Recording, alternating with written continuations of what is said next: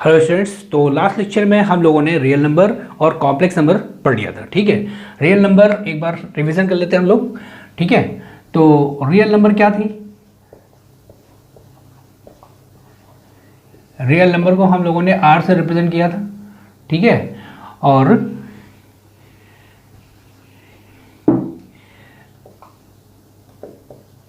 Minus infinite से plus infinite, ये आपका रियल नंबर का सेट होता है।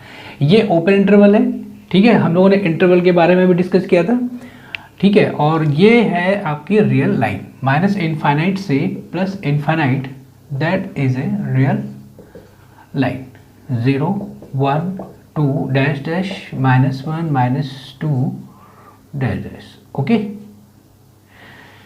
उसके बाद इंटरवल हम लोगों ने देखा था। इंटरवल कौन कौन से थे? इंटरवल था आपका ओपन इंटरवल, क्लोज्ड इंटरवल,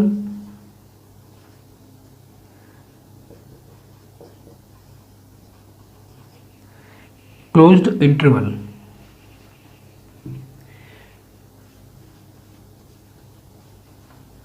और सेमी ओपन,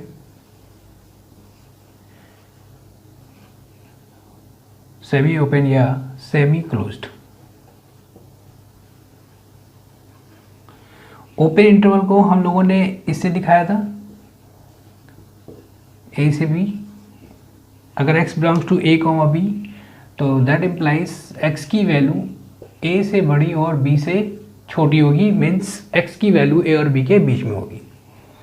क्लोज इंटरवल में इसको हम लोगों ने इसको इस प्रकार से दिखाया था।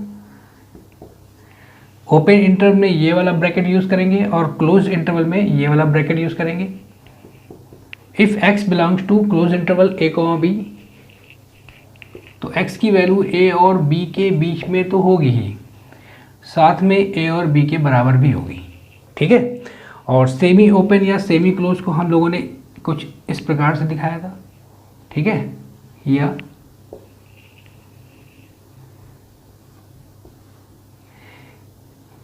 ये a, b, ये a, b। अगर x बिलोंग्स टू दिस, तो इसका मतलब ये हो जाता है कि x की वैल्यू a और b के बीच में होगी। और यहाँ पे देखिए ये वाला ब्रैकेट लगा हुआ है a के साथ, तो यहाँ पे इक्वल टू लगा देंगे a में इक्वल हो जाएगा। x की वैल्यू यानी कि a और b के बीच में तो होगी ही, a के इक्वल भी होगी। ठीक है, अगर x बिलोंग्स टू ये वाला इंटरवल हो जाए, तो इसका मतलब ये होता है कि x की वैल्यू a और b के बीच में तो होनी ही है, लेकिन ये वाला ब्रैकेट b के साथ लगा है, इसलिए यहाँ पे b के इक्वल हो जाएगा x। ठीक, तो ये थे आपके इंटरवल और ये थी आपकी रियल नंबर। उसके बाद हम लोगों ने कॉम्प्लेक्स नंबर पढ़ा था।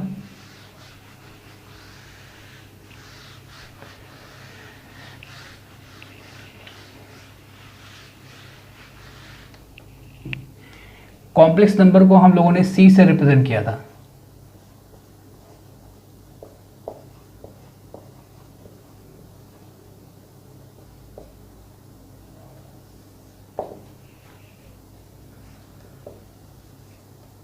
z equal to x plus iy such that x is a real part and y is an imaginary part।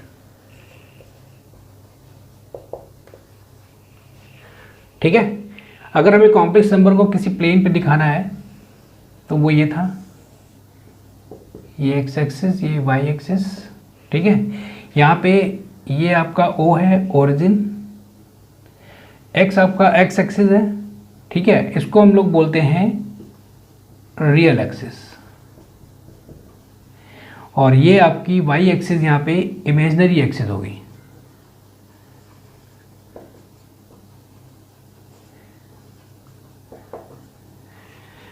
जैसे कोऑर्डिनेट में एक्स और वाई से जो प्लेन बनता है, एक्स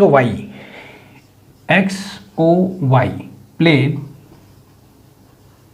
अगर कोऑर्डिनेट हम लोग बात करते हैं कोऑर्डिनेट ज्योमेट्री में, तो यही प्लेन आपका होता है कार्टेशियन प्लेन। लेकिन यहाँ पे हम कॉम्प्लेक्स नंबर को रिप्रेजेंट कर रहे हैं, इसलिए यहाँ पे जो एक्स ओ वाई प्लेन होगा ये होगा आपका आर्गन प्लेन।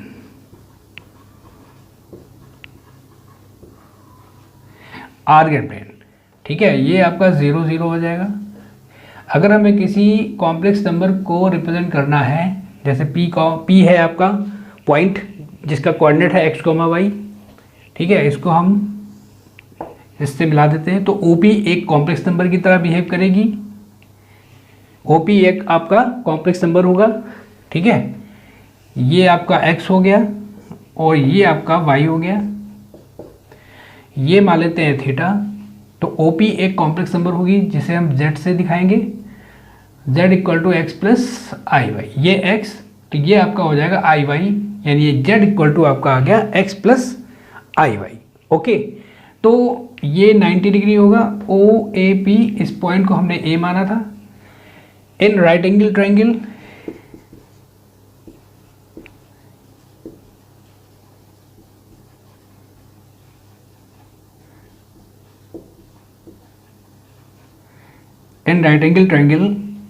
ट्रायंगल OAP, ठीक है, ये प्लेन जो होगा आपका आर्गन प्लेन होगा।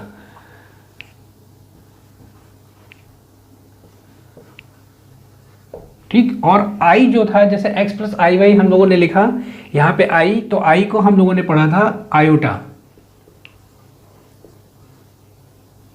आयोटा और I की वैल्यू होती है √-1। अगर हम इसका स्क्वायर कर दें तो I स्क्वायर आपका आ जाएगा -1, इधर से रूट हट जाएगा। अगर हम इसका एक बार और स्क्वायर कर देते हैं तो इस तरफ आपका आ जाएगा I की पावर 4 और इधर -1 का स्क्वायर जो होगा वो +1 हो जाएगा। ठीक, तो in right angle triangle OAP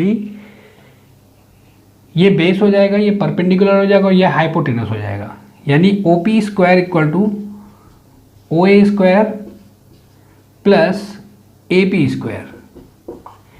OP square अगर हम मॉडुलस की बात करते हैं, जैसे हमने लास्ट टाइम में डिस्कस किया था कि OP is the length of complex number Z। ठीक है, तो OP इक्वल टू अगर हम R ले लें, ठीक है, तो इसको हम मॉडुलस कहेंगे, यानी हम Z का मॉड ले लें तो ये बराबर आपका आ जाएगा OP। OP यहाँ पे एक लेंथ है, ठीक है, OP यहाँ पे एक लेंथ है। ओके, तो OP square equal to OA square plus AP square. OP एक कॉम्प्लेक्स नंबर है, ठीक, OP इक्वल टू Z हम कहेंगे, जब हम OP को एक Z कहेंगे यानी कि कॉम्प्लेक्स नंबर कहेंगे, तो मॉड OP की जब बात करेंगे तो इसका मतलब आपका आ जाएगा mod Z equal to R, ये होगा, यानी कि R जो होगा मॉडुलस होगा।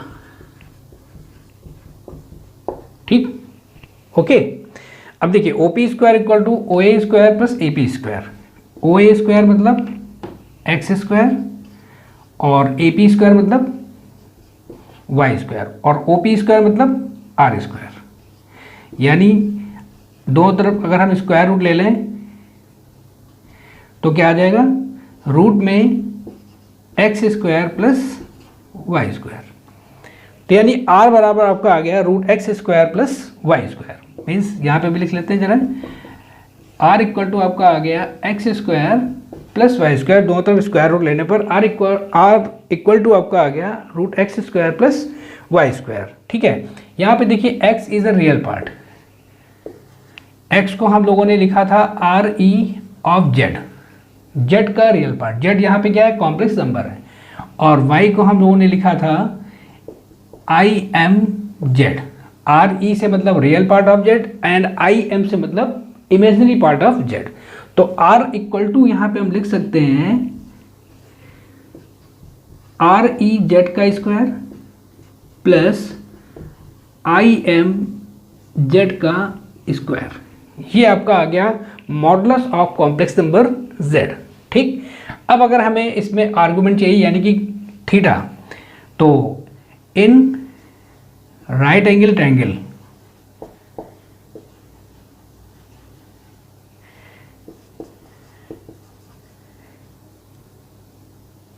इन right angle triangle O A P, tan theta equal to क्या हो जाएगा, परपेंडिकुलर अपॉन बेस, यानी कि y अपॉन एक्स। ठीक है, इसका मतलब थीटा इक्वल टू क्या हो जाएगा, थीटा इक्वल टू आपका आ जाएगा tan inverse y upon x, tan inverse y upon x. Okay, इसे हम लिख सकते हैं थीटा इक्वल टू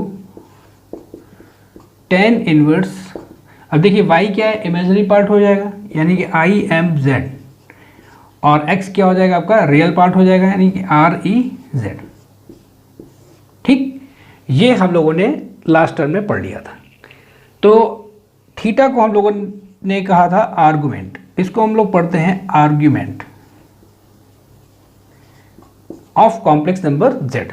ये आपका आ गया मॉडुलस और ये आपका आ गया आर्गुमेंट। ठीक, क्लियर हो गया। अब देखिए इसमें एक पॉइंट आया है आयोटा, आयोटा को हम कैसे फाइंड आउट करेंगे, अगर इसमें पावर आ जाती है आई की और भी पावर बन जाए तो उसकी वैल्यू हम कैसे फाइंड आउट करेंगे। ठीक है, चलिए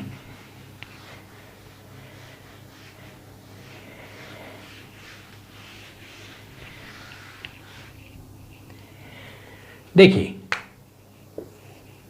आई की वैल्यू हम लोगों ने लिखी है √-1, तो आई स्क्वायर यानी कि -1, आई क्यूब सॉरी आई की पावर 4 +1, एक बार और स्क्वायर कर दिया। ओके, ठीक है ना, I equal to √-1, I square -1, दो तरफ स्क्वायर किया तो इसका रूट हट गया, और अगर फिर से स्क्वायर करेंगे तो इसका स्क्वायर हो जाएगा। ठीक है, इसका मतलब आई की पावर 4 की वैल्यू 1 है, तो आई की पावर 8 की वैल्यू क्या होगी, इसको हम लिख सकते हैं आई की पावर 4 इंटू आई की पावर 4, यानी 1 इंटू 1, यानी कि आपका आ गया वैल्यू 1। इसी तरह से अगर हम आई की पावर 12 ले लें तो इसको लिख सकते हैं आई की पावर 4 का होल ऑफ क्यूब, यानी 1 का क्यूब यानी 1। क्लियर। तो आई की पावर अगर इस तरह से है कि अगर पावर 4 से डिविजिबल है, 4 से डिविजिबल है तो इसकी वैल्यू 1 आएगी। इट मीन्स आई की वैल्यू, आई की पावर अगर 4m है तो हमेशा इसका मान 1 आएगा when m is a integer, m is an integer. ठीक, आई की पावर 4m प्लस 1 की वैल्यू क्या होगी, इसको लिख सकते हैं आई की पावर 4m इंटू आई, आई की पावर 1 और आई की पावर 4m मल्टीप्लाई करने पे पावर ऐड हो जाती है, तो आई की पावर 4m प्लस 1 हो जाएगा, और आई की पावर 4m की वैल्यू हमें पता है 1 होता है, तो 1 इंटू आई, यानी कि इसकी वैल्यू आ गई आपकी आई। सिमिलरली आई की पावर 4m प्लस 2 अगर निकालना चाहे तो क्या आएगा, तो आई की पावर 4m इंटू आई स्क्वायर हो जाएगा, इसकी वैल्यू 1 होती है और आई स्क्वायर की वैल्यू -1 होती है, तो इसका टोटल वैल्यू आ गया आपका -1। ठीक है, आई की पावर 4m प्लस 3 की वैल्यू क्या होगी, इसको हम लिख सकते हैं आई की पावर 4m आई स्क्वायर और इंटू आई, यहाँ 2 + 1 पावर 3 हो जाएगी और 4m प्लस 3 हो जाएगा, इसकी वैल्यू होती है 1, आई स्क्वायर की वैल्यू -1 और इंटू आई ऐसे ही रहेगा, तो इसका टोटल मान आपका आ गया -i। ठीक है, तो इसका मतलब वैल्यू क्या बनी, आई की पावर 4m की वैल्यू हो गई 1, आई की power 4m plus 1 equal to i की पावर 4m प्लस 2 यानी कि -1, और आई की power 4m plus 3 equal to i की पावर 4m प्लस 3 यानी कि -i।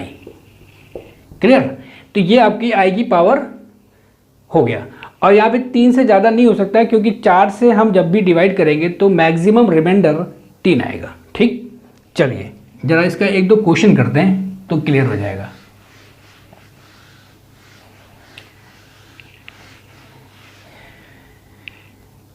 जैसे क्वेश्चन है आई की पावर 43 इसकी वैल्यू फाइंड आउट करनी है।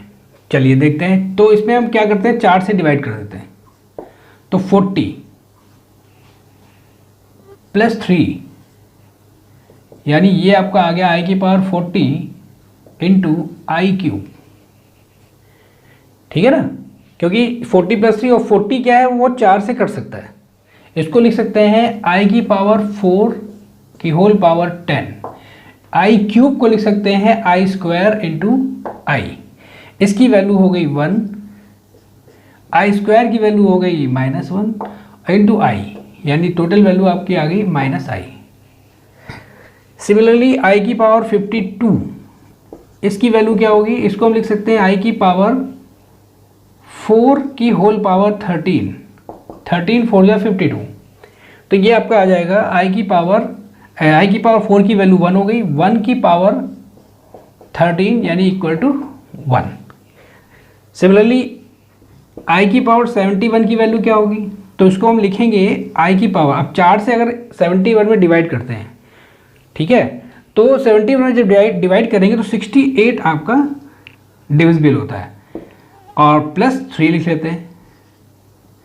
इसको लिख सकते हैं आई की पावर 68 इंटू आई क्यूब, यानी इसको लिख सकते हैं आई की पावर 4 की होल पावर 17, 17 4 जा 68, और आई क्यूब को लिख सकते हैं आई स्क्वायर इंटू आई, इसकी वैल्यू हो गई 1, आई स्क्वायर की वैल्यू हो गई -1 और आई की वैल्यू आई, यही टोटल वैल्यू आपकी आ गई -i, ठीक है। अब जैसे अगर कह दिया जाए कि i की पावर 100 की वैल्यू क्या होगी, ये तो पावर पूरी 4 से डिविजिबल है, यानी i की पावर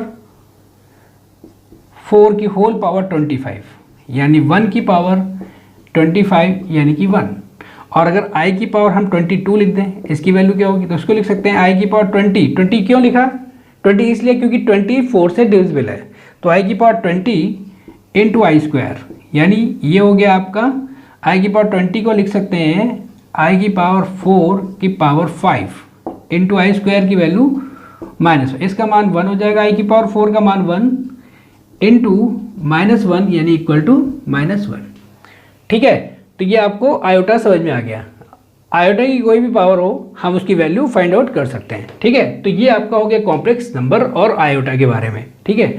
तो आज के लिए हम लोग इतना ही रखते हैं, ठीक है। अभी नेक्स्ट लेक्चर में हम लोग इस पर और डिस्कस करेंगे, ओके।